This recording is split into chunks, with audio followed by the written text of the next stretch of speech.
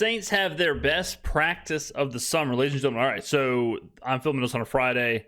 Thursday's practice was, from all that I've heard, the most competitive, one of the most fun, one of the most intense practices reporters have seen since covering the Saints. Ross Jackson did his walk back to the car with me, which, by the way, Ross, if you're watching this video, which I'm sure you are, I like those. Keep doing those. That's a smart move. Smart move. And at the face of the franchise, tip of the cap, well done. But he was saying, man, this was the best practice I ever covered. This was fantastic. And now, boom, NOF is leading off their show with the same thing. So we're going to go ahead and listen to it. We're going to react to it. I can't wait. Today was the Saints' last practice of this week. Went to the indoor after being outside the last couple of days. It felt like probably the most spirited practice they've had so far in this camp. Well, they did red zone and they did 2-minute too, which, I mean, maybe they're... Oh, and by the way, do not get this twisted. It ain't a coincidence that they plan for the most intense, most spirited, whatever practice of the week, maybe of the offseason, to be before the rest day. The Saints are taking a rest on Friday, get back at it like a crack addict on Saturday and Sunday. So again, the intention, the planning, all of that, well thought out. Energy was going to be the highest no matter what. Coming indoors definitely helped. Knowing they have a day off tomorrow definitely helped. But yeah, you give me 2-minute drives, live 2-minute drives, and you give me red zone drives. It does get very competitive. The one good thing about being indoors is we are right up there next to their sideline, so we hear every conversation that the defensive players are having with each other, breaking down the play, having with the officials. They had a word on the street is that there was a lot of jawing. There was a lot of talking back and forth between the players. There was a lot of getting after it. A lot of complaints for the officials, but it was also just really good work. I mean, I think if we were going to list like some of the biggest plays we've seen on offense and defense, we saw maybe 40% of them all today. Some interceptions that were great efforts, some catches, some throws that were great efforts, and taking turns. There were some highs and some lows. So yeah, I love sessions like that. And it again goes into what we've been saying about the way Kellen Moore runs things. He takes a lot of days off, but when they're on the field, they're packing in a lot of competition. Yeah, we'll see how that. I mean, look, I think the approach to some of this stuff is going to depend on results too. Yeah, I think we look back at it, and I bet he'll look back at it and make some tweaking and Well, it'll always change. I mean, you never want to do the same thing all the time. I'm sure Sean Payton does stuff different now than he did 10 years ago. I'm sure he did stuff 10 years ago different than he did 15 years ago, right? You always want to change, adjust what worked, what didn't work. Just in your own jobs, it's always good after a project or something to take stock of what worked and what didn't. Take stock of, okay, what did we like? What processes can we tweak? Always be changing, always be pivoting. It's very important. Yeah, changes to how they do different things. Definitely a great practice. I thought they scripted it to be probably more competitive by having live play calls too. It wasn't just here's the script, you can prepare for the test, you can go for it. It was Kellen Moore calling plays against Brandon Staley. Yep. I think Brandon Staley probably had the better unit today. That's probably somewhat due to some of the quarterback play that we've seen in it. But he was teeing off with a lot of the blitzing and really was making life difficult for those quarterbacks until Jake Haener came in at the end and led a scoring drive at the end. Really, though, a good practice, a good little 5-day stretch here. It's amazing how good it has sounded so far for the defense. The offense has had its moments, especially the quarterbacks, with tough work here, tough day here, need to bounce back here. We have not heard that about the defense. We haven't heard Chase Young looks bad, Carl Granderson looks bad, the secondary is getting shredded. All we've heard is Reed looks good, Blackman looks good, Riley looks good, Kool-Aid looks good, Chase Young looks good, Brian Brzee looks good, Carl Granderson looks good, Danny Stutzman looks good. So it seems like it's working out, and you got to give Brandon Staley credit, and I might be the only person who does give Brandon Staley credit, but he knows what he's doing as a defensive coordinator. He's not the head coach of the Saints. So if you're typing or saying and you're about to say, well, he failed as a head coach, or well, what about Los Angeles? It's not transferable. It doesn't matter. Like, he's same as last year. Like, to say, oh, well, the Saints did this, and this last year. Okay, well, it's a new head coach, new staff, new roster, new systems. Like, it happened, but none of it really means anything, you know? So Staley knows how to call a defense. Staley's the defensive philosophy that he comes from works. We've seen it work, that Fangio, Saban kind of vibe. So if he's going to dial it up and get back to what he knows best and take this as an opportunity to get back into the upper tier of the coaching echelon, I'm all for it. And I would not be surprised at all if Brandon Staley was very successful. I thought yesterday was a little bit better for the quarterbacks too than it had been in some of the other days outside of the Rattler interception, and then today was just overall a really great practice. And I think we're probably going to expect the defense to win more of these competitive battles until really until the offense. I mean, like, again, guys, this is installation week. All right, they are learning this for the first time. They are playing together for the first time.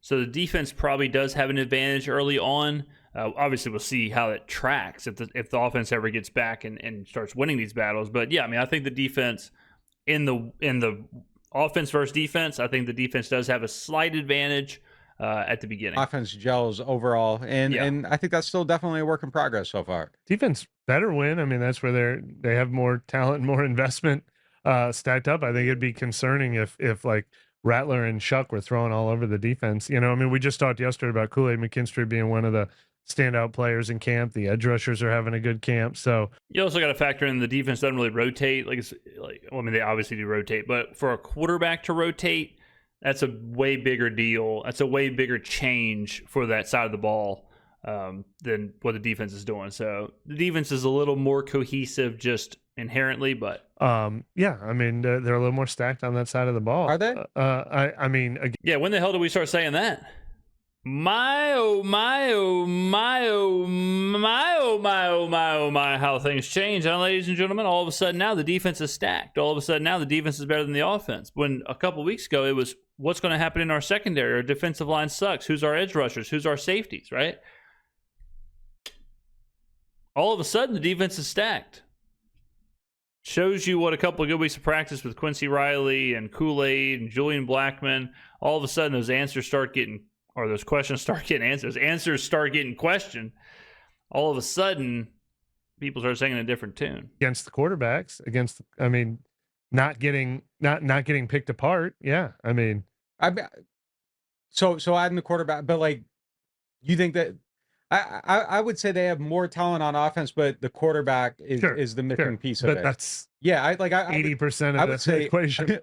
I would say their defense is probably more depleted league wide than like talent for talent versus team for team. I think the quarterback thing is obviously that's the engine of the car, but I think when you do not know, and this is any team, when you do not know about a player because they're a rookie or unknown, we've mentioned this before, but you do have to factor in the ranges, and the top end of that range is success.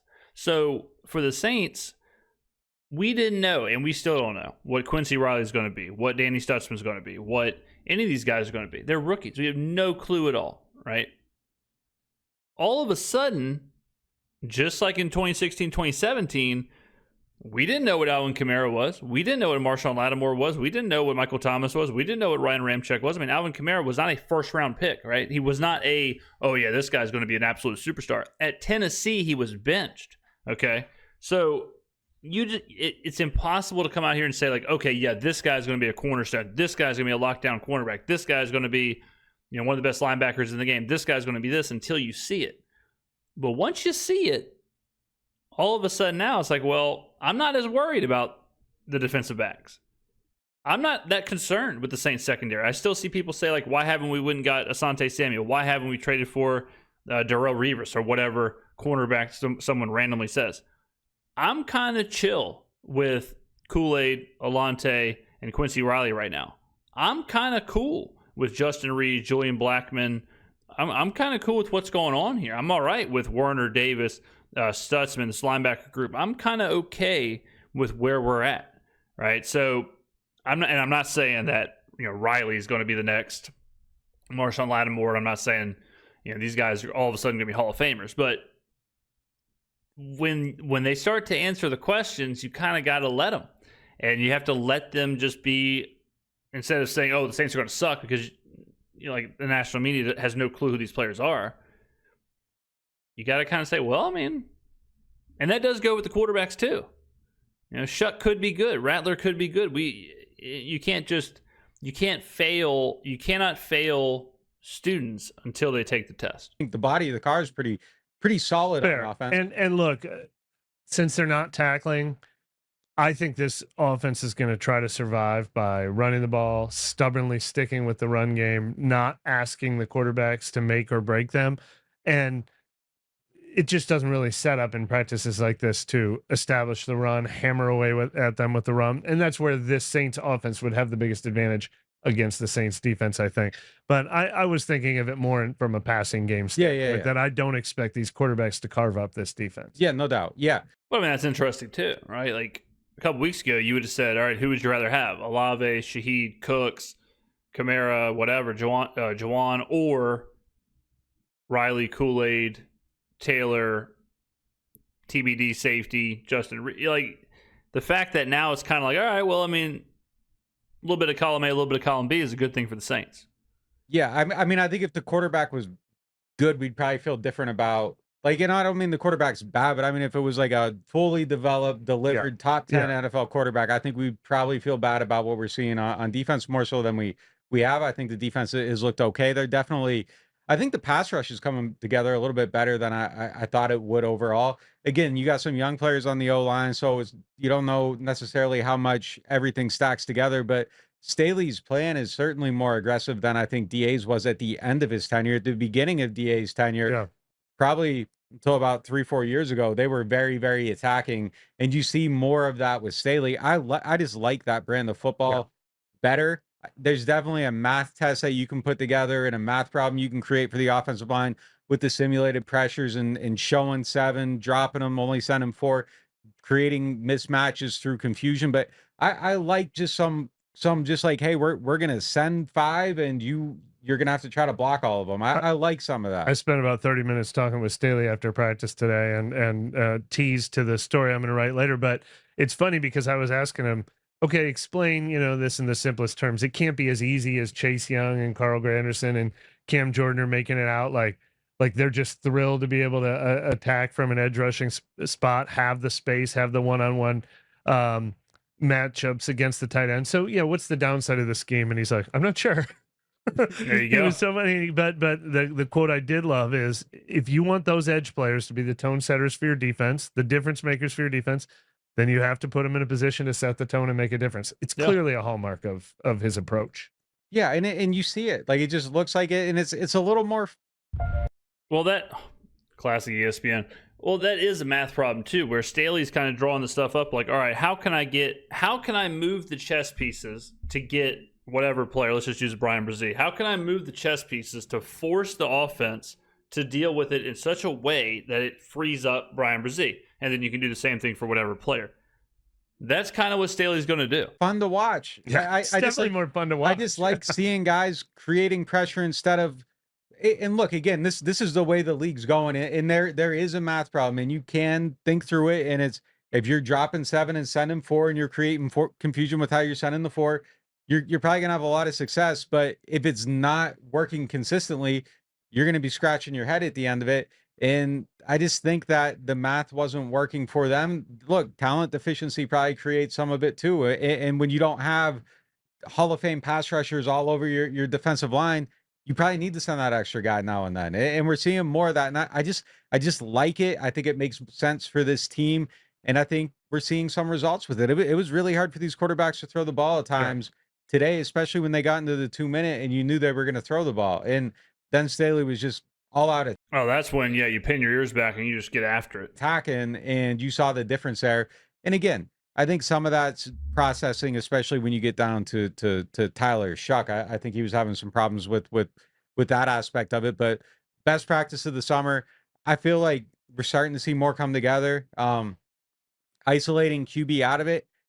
I don't think this is a 32nd roster in the NFL. It is a lot of.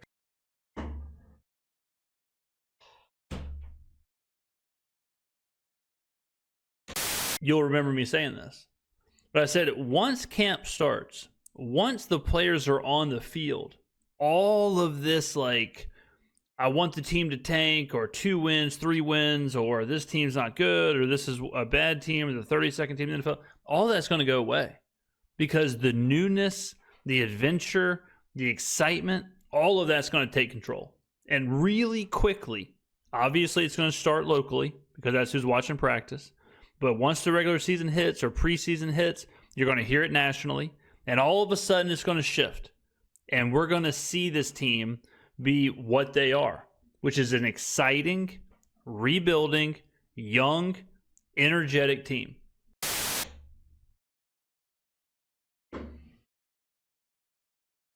I mean, I said it months ago. I've replayed the clip. Y'all have seen it. I said it months ago. But I said the second people start going to training camp and seeing it, immediately this whole 30-second roster thing will go away. It was ridiculous. It was an insane... I mean, I'm not surprised, ladies and gentlemen. I'm not surprised. People think, I think they're top 21 outside of quarterback. That would make 22. That's obviously the biggest piece of the puzzle. Yeah. But I think they're top 21. I don't think it's the 32nd worst roster in the NFL. I think you really have to stay healthy, and I think you have to get answers at quarterback. But I don't feel nearly as pessimistic about the team maybe as I did a point a little bit ago. I think we're seeing some answers to some things. I think there's some things that are hitting right. Kool-Aid looks okay.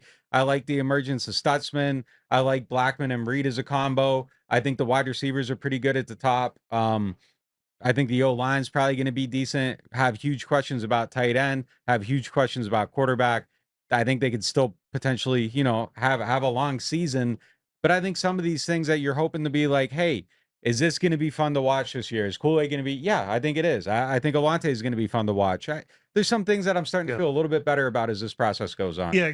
Ladies and gentlemen, we've hit the critical mass. This is the critical mass point where, we say something for months and months and months and months, and then eventually the catch-up happens. I ain't talking mustard. And then boom, we're proven right. Happened last year, beginning of the year, happening now, where we've been preaching this. You cannot have position groups that are average to above average, like our offensive line, our wide receivers, or whatever. You can't have that and then equal 32nd team. It doesn't make sense. It never made sense. We went through the Pro Football Focus grades. We went through the projections from a bunch of different websites. None of them had the Saints bottom in anything except overall. 20 plus 20 plus 20 plus 20 plus 20 does not average out to 32. Doesn't happen. So, and let me caveat this. This does not mean the Saints are going to win 10, 11, 12, 13, 14, 15 games. This means they're going to be a fun team, a young team. It's going to be a lot to watch. They're going to be exciting. They're going to be somewhere in that 6 to 9 win territory. They can be competitive. They've got growing pains. It's a young roster. It's a young coaching staff. We're building something. It's a work in progress. But it is not the 32nd overall dumpster fire, 1 win, 2 win. Is this team tanking? It was not too long ago. The question was, is this team so bad that they're tanking? Is this team so bad, are they actually trying to get the first overall pick? That was the conversation not too long ago. Except for I have the exact same problem with this roster that I had with last year's roster, which is they're paper thin at so many important positions. I think they have 2 receivers I trust. I think they have 1 running back I trust. What? I trust Cooks. Yeah, you got to trust Brandon Cooks. I mean, he's done it for 2 decades now. Kind of, but not to be like, two receivers to get excited about. Yeah, that's fair. But I mean, Cooks is your 3rd receiver. You can trust him to be a 3rd receiver. That are like high end. 2 receivers, 1 running back. Y'all know how I feel about this conversation. Every single team is like this. How many receivers do you trust on the Rams? How many? 2? Devontae Adams, Puka Nacua? Do you trust Tutu Atwell? Do you trust whoever the hell their 4th, 5th, and 6th wide receivers are? No. You don't. Like, no team is 4, 5, 6 deep at receiver. If you have 2 receivers you trust, all right, rock and roll. Like every single team in the NFL can say that. if you start getting into that 4th, 5th, 6th wide receiver, it's going to get ugly. Every single team. The Tampa Bay Buccaneers, right now, one of the best offensive lines in the NFL, blah, blah, blah, all that stuff. Like, I'm looking at them. Tristan Wirfs is not going to start the year on the field. Could be pup, could be, who knows? Just losing Tristan Wirfs is an enormous deal. The 49ers, if they lose Trent Williams at any point, go ahead and scratch them off the Super Bowl ticket. They ain't winning it. That's one player. Every team has that situation. Blank player goes down, blank position group deals with a cluster injuries, you're cooked. Starting offensive line, maybe not the backup offensive line. A couple veterans that are maybe decent in the interior. Who do you like? Who would y'all say has the best backup offensive line in the NFL? Just curious. Like, who's got a good backup offensive line? Who do you think has the best backup left guard? Who's got the best backup left tackle in the NFL? They're definitely not at the tackle spots, though. Not proven. The Detroit Lions had probably the best roster in the NFL last year. They dealt with some injuries, some retirement on the offensive line. Guess what? Their offensive line is going to be we'll see, but it's going to be way, way, way, way, way, way worse to bad because of they're not 10 deep at offensive line. If I do like Chase Young and Carl Granderson more than you, I don't like the depth behind. It's just like I trust. I like what I'm seeing from Kool-Aid and Alante, but I don't trust what's behind them. So it's just like very paper thin. It's a rebuilding team though. Like if they, but see, I don't think that's fair either. I think if you asked him, you don't trust Quincy Riley right now, I think he would say, "Oh well, actually, good point. Okay, Riley's all right." And like I said, I'm really hammering this home here because I keep hearing it everywhere I go. Teams are not that deep. Teams are not as deep as I guess it's being made out that they are. It's more about, can the front line stay healthy? Yes, there is something to depth as far as, rotating running backs or rotating edge rushers or whatever. But once you are forced to get down to that like second, third, fourth running back and you're losing your starters or you've lost your top 2 wide receivers or you've lost your top 2 offensive linemen, like once that happens, you're kind of up against it anyways. And every team's kind of up against it. The Lions. If Amon-Ra St. Brown and Jameson Williams get hurt, it's kind of just it. It's kind of just over. Like, you lost your guys. You don't have the horses. It is what it is. Get him next year. The Bengals, you lose Joe Burrow. It is what it is. We'll get him next year. Like, it just happens. It's just how it is. And it's the unfortunate part of sports. There is a luck factor to injuries, but the idea of, like, having to be 6 deep at wide receiver or 6 deep at cornerback or whatever, like, that's just, it doesn't happen. It's not there. We're all the way built out. We wouldn't be talking about him in this situation. For sure. I'm not looking for him to win 12 games and be able to plug every hole. I just want to, at the end of I think this season for me is really just about, A, can you surprise me? Okay, cool. If you can, that's great. And B, if you don't, is Kool-Aid good? Are the tackles good? Are the quarterbacks coming together? Do you have receivers that are worth paying? Do you pay them? Like, I think those are the things that I'm looking for. Is Chase Young an answer? Is Carl Granderson worth a further investment? Brian Brzee is doing a lot of things that make me feel good about him. And if he adds to that piece of the puzzle, all of a sudden I think he becomes a guy that is a potential foundational piece. So Nick just nailed it. Absolutely hit that one out of the park. Guy must have been watching the channel. Much respect. Tip of the cap. Speaking of cap, send me the link for that hat, Nick. Damn. Don't make me beg. Here's like this, and like he just said, you can't simultaneously be the 32nd team in the NFL, dumpster fire, and then all of a sudden the negative is, well, they're kind of, their 4th, 5th, and 6th wide receivers aren't great, or their 4th cornerback question marks. That's something you say for like the Ravens. That's something you say for the Eagles, where okay, they could be a Super Bowl team, but I don't know. I mean, who's their 4th wide receiver? You don't say that about a bad team. No one's looking at the Browns going, man, you know where the question mark is for the Browns? Who's their third cornerback? What? The question mark for the Browns is everywhere. Literally the entire team is a question mark. Question mark for the Panthers. Who's out there going, I don't know, man. I mean, the Panthers first, I trust their first 2 receivers, but who's their 4th receiver? Nope. The question mark for the Panthers are everywhere, right? So even that is a dead giveaway that the Saints are not that bad. If the nitpick is your third wide receiver or your fourth wide receiver or your third cornerback or your backup safety or your third edge rusher or your like that like Nick said, that question can't happen unless you have good people in front of them, because then you'd be saying, instead of saying who's our third wide receiver or fourth wide receiver, you'd be saying who's our top wide receiver, who's our one, who's, like the Bills. The Bills should be saying, man, who is our second best wide receiver? Who is our one? I mean, the Bills can be asking that because their wide receiver core is not that good. The Saints can't ask that. You can't say who's our top two wide receivers, who's our one. Right? The Saints have an okay wide receiver group to where you got to go down the list and start finding the negatives. And echoing Nick again, I have to keep caveating this. That is not to say this is a Super Bowl team. That's just to say, yeah, this is a rebuilding team with some pieces. And now, if it's a 6, 7, 8 win team, 9 win team, whatever, check the trend lines. How many times have y'all heard me say that? How many times have y'all heard me say, watch the trend lines? What's trending up? Which young players are taking a step? Who's answering questions? Who's going to be there in the future?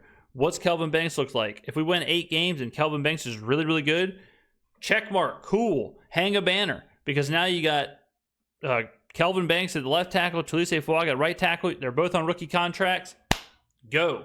If we win 8 games but Danny Stutzman looks like an absolute superstar, hang the banner. So it's something to be excited about. If Quincy Riley steps up and Kool-Aid McKinstry steps up, all of a sudden now we've got 2 young cornerbacks who are playing at a high level on cheap deals.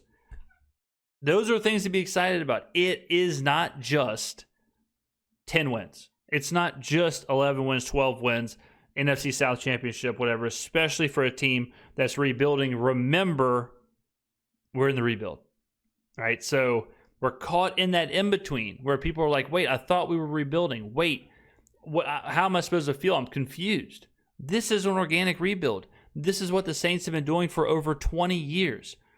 There's not going to be a moment where we're the Browns or we're the Panthers or whatever and we're winning and we're just an absolute dumpster fire where it's just a throw in the towel, where it's just a mess, where we're 2 games, 3 games, whatever. That's not how the Saints have operated. The Saints have always tried to stay in that middle and then, boom, catch lightning in a bottle and try and win a Super Bowl. That's how we went from, or that's how we had such a long time where we never won less than 7 games until last year. And look at the injuries that it took to even do that. Like if the injuries don't happen, we're right where they plan to be. And that's why it's good to be a fan of the Saints compared to some other teams. Some other teams like the Jaguars, you'll get 15 years where you're, 80 games under 500. And it's like, man, damn, what are we even doing? Like, we've blown all these picks. We're never relevant. We're never competitive. We're on our 3rd franchise quarterback. We still haven't. I mean, the Falcons haven't had a winning season since, 2017? Good God. Like, what the hell is going on? We had a winning season, 2 years ago? So, it's I understand it's confusing because you think it's like a binary thing where you're either really bad or really good, but that's not what this is. So you got to just enjoy the ride. For me, that's really more, I'm looking more at that, not is your 5th wide receiver going to carry you to the playoffs, because that's probably not in the cards for him this year. And I think that's okay if you have the right expectations for the season. Allow them to surprise you. Maybe they will. We'll see how it goes. A lot of that's going to come down to the quarterback, which takes us to our next topic. Great stuff. Great stuff. That was fantastic. Good stuff. Ladies and gentlemen, get on down in the comments below. I'll see you in the next video.